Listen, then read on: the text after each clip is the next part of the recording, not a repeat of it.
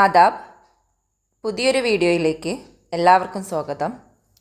ഇന്ന് ഖൂൻ കാ അത്യ എന്ന പാഠഭാഗത്തിലെ പഠന പ്രവർത്തനങ്ങളാണ് നമ്മൾ നോക്കുന്നത്. നോക്കൂ.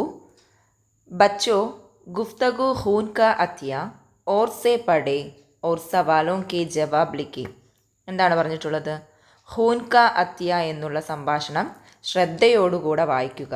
എന്നിട്ട് ചോദ്യങ്ങൾക്കുള്ള ഉത്തരം എഴുതുക. ഒന്നാമത്തെ സവാൽ, ഖൂൻ കാ അത്യ കർന ജരൂരി ഹേ ക്യോം? എന്ന് വെച്ചാൽ രക്തദാനം വളരെ പ്രധാനമാണ് അല്ലേ? രക്തം ദാനം ചെയ്യൽ വളരെ പ്രധാനമാണ്. ക്യോം എന്തുകൊണ്ട്? എന്തുകൊണ്ടാണ്? നമുക്കറിയാം, നമ്മുടെ ജീവിതത്തിൽ രക്തം എന്ന് പറയുന്നത് അല്ലേ, നമ്മുടെ ശരീരത്തിൽ ജീവൻ നിലനിർത്താൻ രക്തം എന്ന് പറയുന്നത് വളരെ പ്രധാനപ്പെട്ട ഒരു ഘടകമാണ്. അപ്പോൾ മറ്റുള്ളവരുടെ ജീവൻ രക്ഷിക്കാനായിട്ട് നമ്മൾ രക്തദാനം ചെയ്യൽ വളരെ പ്രധാനം തന്നെയാണ്. അപ്പോൾ നമുക്ക് ഇങ്ങനെ എഴുതാം. ജിന്ദഗി മേ ഖൂൻ एक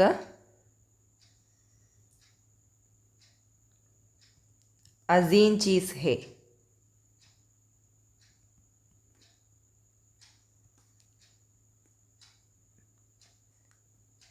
അല്ലെങ്കിൽ ജിന്ദഗി മേ എന്നുള്ളത് മാറ്റിയിട്ട് എന്ത് ചെയ്യാം? ജാൻ ബച്ചാനെ കെ ലിയെ, ജീവൻ രക്ഷിക്കാനായിട്ട്. ഖൂൻ ഏക് അസീം ചീസ് ഹേ ദൂസരോं की जान बचाने के लिए खून का अतिया करना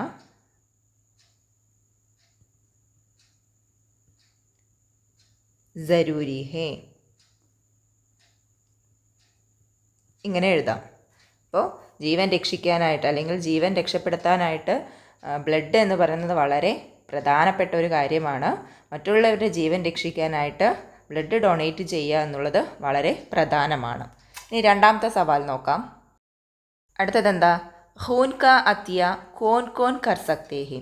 ബ്ലഡ് ഡൊണേഷൻ ആർക്കൊക്കെ ചെയ്യാൻ കഴിയും? അപ്പോൾ നമ്മുടെ പാഠഭാഗത്ത് പറഞ്ഞിട്ടുണ്ടായിരുന്നു അല്ലേ, സ്ത്രീകൾക്കും പുരുഷന്മാർക്കും ഒക്കെ ഒരേപോലെ ചെയ്യാൻ പറ്റുന്നതാണ് ഈ ബ്ലഡ് ഡൊണേഷൻ. അപ്പോൾ നമുക്ക് എങ്ങനെ എഴുതാം? ഖൂൻ കാ അത്യ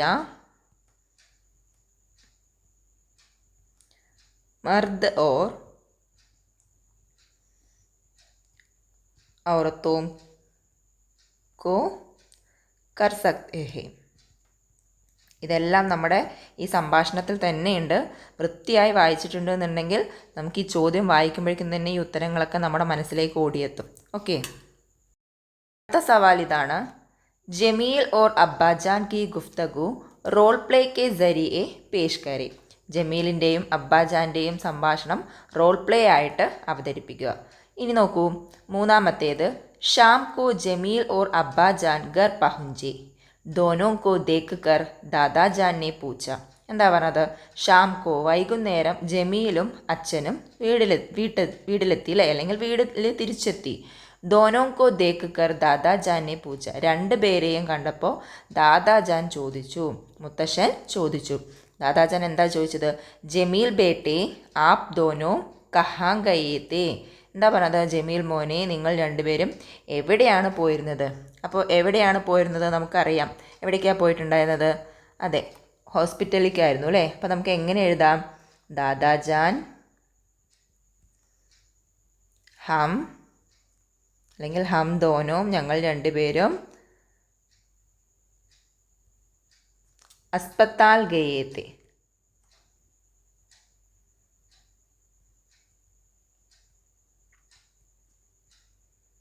അസ്പത്താൽ ഗയത്തെ.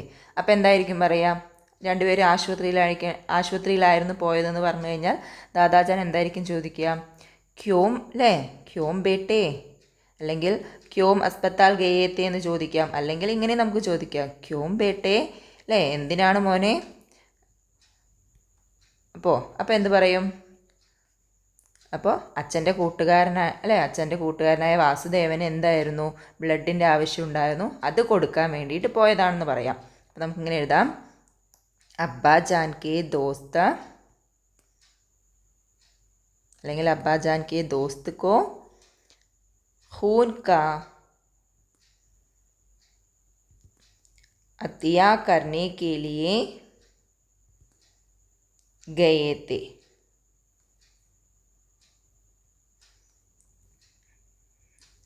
വേണമെന്നുണ്ടെങ്കിൽ വീണ്ടും ചോദിക്കാം, ഏത് കൂട്ടുകാരെന്ന് ചോദിക്കാം അല്ലേ.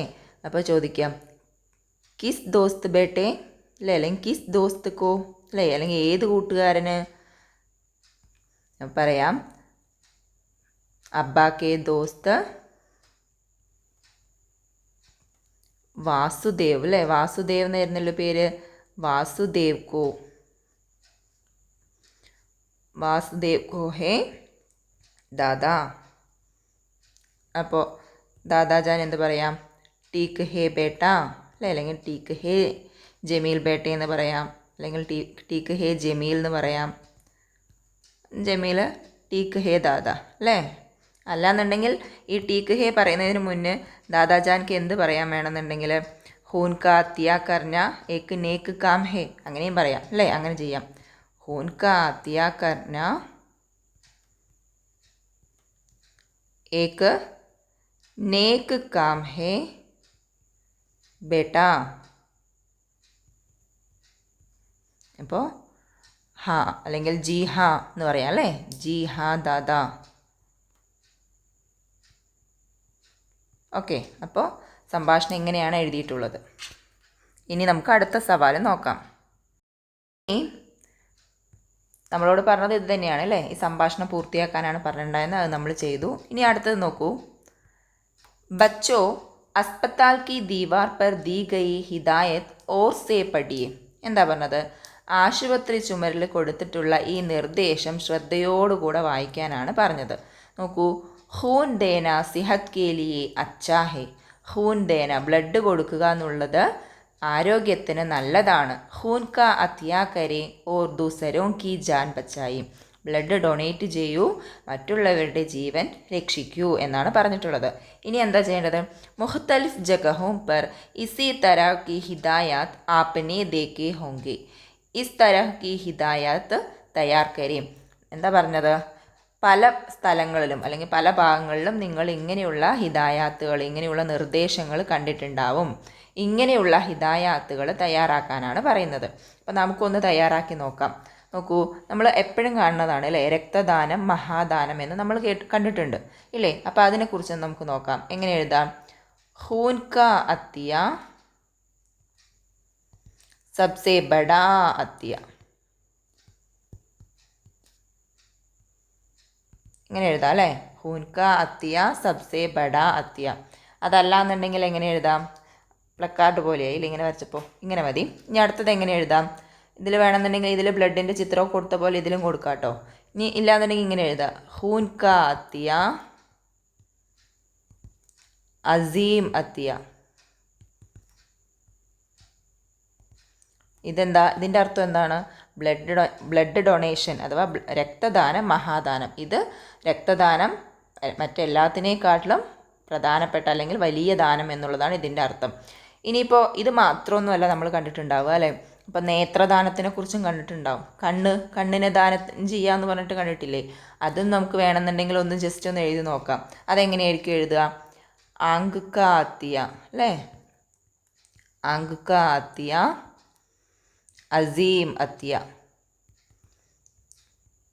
അപ്പോൾ ഇങ്ങനെയുള്ള ഇൻസ്ട്രക്ഷൻസുകളൊക്കെ ഹോസ്പിറ്റലിൽ പോകുമ്പോൾ നമ്മുടെ മുന്നിലുണ്ടാവും. ഒരുപക്ഷെ നമ്മൾ മൊബൈലിലോ വേറെ എന്തെങ്കിലുമൊക്കെ കാര്യങ്ങളിലായിട്ട് ഇതൊന്നും കാണാറില്ല. അപ്പോൾ ഇനി മുതൽ നമ്മൾ ഹോസ്പിറ്റലിലൊക്കെ പോകുന്ന സമയത്ത് ഇങ്ങനെയുള്ള നിർദ്ദേശങ്ങളൊക്കെ വായിച്ച് മനസ്സിലാക്കുക. അതിൽ നിന്നുള്ള ഇനി ഈ പ്രവർത്തനം പഠിയെ സംജിയെ ഓർ ജുംലെ മുക്കമ്മൽ കീജിയെ. വായിക്കൂ, മനസ്സിലാക്കൂ, ജുംല പൂർത്തിയാക്കൂ. ആദ്യത്തെ നോക്കൂ, മേ കഹാനി ലിഖൂങ്ക, ഞാൻ കഥ എഴുതും. ഇവിടെ മേ കാന കാവൂങ്ക, ഞാൻ ഭക്ഷണം കഴിക്കും. ഇവിടെ നോക്കൂ, ഹം കഹാനി ലിഖേങ്കെ, ഞങ്ങൾ കഥ എഴുതും. ഇവിടെ ഹം കാന കായേങ്കെ, ഞങ്ങൾ ഭക്ഷണം കഴിക്കും. തും കഹാനി ലിഖോഗെ, നിങ്ങൾ കഥ എഴുതും. തും കാന കാവൂഗെ, നിങ്ങൾ ഭക്ഷണം കഴിക്കും. അപ്പോൾ മേ ഹം തും ഒക്കെ വരുന്ന സമയത്ത് ഈ സെൻറ്റൻസുകളിൽ ഉണ്ടാകുന്ന മാറ്റങ്ങളാണ് നമ്മളിവിടെ കണ്ടത്. മേ വരുമ്പോൾ കണ്ടില്ലേ ലിഖൂങ്ക, ഹം വരുമ്പോൾ ലിഖേങ്കെ, തും വരുമ്പോൾ ലിഖോഗെ. അപ്പോൾ ഇതേപോലെ നമ്മൾ ഇവിടെ താഴെയും ഇത് പൂർത്തിയാക്കി എഴുതണമെന്നാണ് പറഞ്ഞിട്ടുള്ളത്. അപ്പോൾ മേ സബക്ക് എന്തായിരിക്കും വരിക? നമുക്കറിയാം പഠൂങ്ക എന്നായിരിക്കും അല്ലേ. അപ്പോൾ പഠന എന്നുള്ളതിന് നമ്മൾ പഠൂങ്ക എന്നാക്കി. ഹം സബക്ക് പഠേങ്കെ, ഹം സബക്ക് പഠേങ്കെ.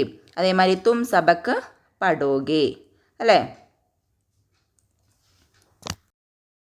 ഇനി ഇതുപോലെ മേ പാനി എന്നാണ് ഇവിടെ കൊടുത്തിട്ടുള്ളത്. ഞാൻ വെള്ളം കുടിക്കും എന്നുള്ളതാണ്. അപ്പോൾ പീന എന്നുള്ളതാണ് കുടിക്കുക എന്നുള്ളത്. ആ വേർഡിനെ ഇതുപോലെ മാറ്റി എഴുതിയിട്ട് നമ്മൾ ബാക്കിയുള്ള 2 കൂടെ പൂരിപ്പിക്കാൻ നോക്കുക. അപ്പോൾ ഇതോടുകൂടെ നമ്മുടെ ഈ പ്രവർത്തനങ്ങളൊക്കെ തീർന്നിരിക്കുകയാണ്. അടുത്ത പാഠഭാഗമായിട്ട് വീണ്ടും വരാം. ഹുദാ ഹാഫിസ്.